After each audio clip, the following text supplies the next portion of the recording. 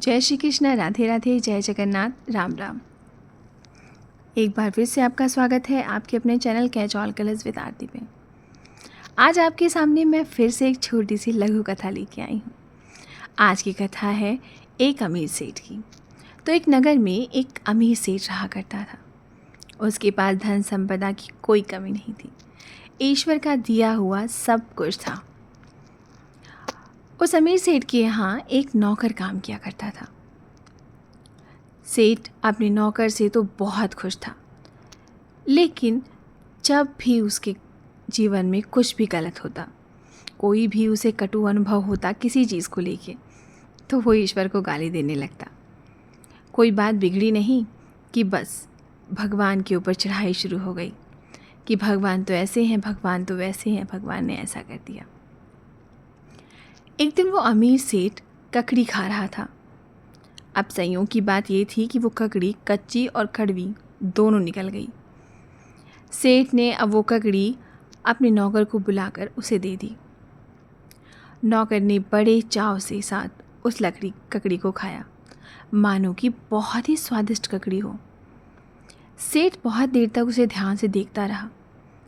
फिर आखिर में उससे पूछ ही लिया कि ककड़ी तो बहुत कड़वी थी, भला तुम इसे कैसे खा गए?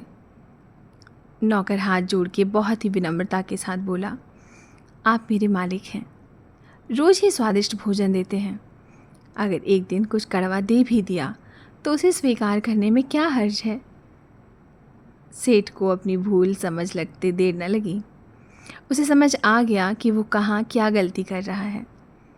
उसने मन में सोचा कि अगर ईश्वर ने इतनी सुख संपदाएं दी हैं और कभी कोई कटु अनुदान दे भी दिया तो उसकी सद्भावना पे संदेह करना उचित तो नहीं है।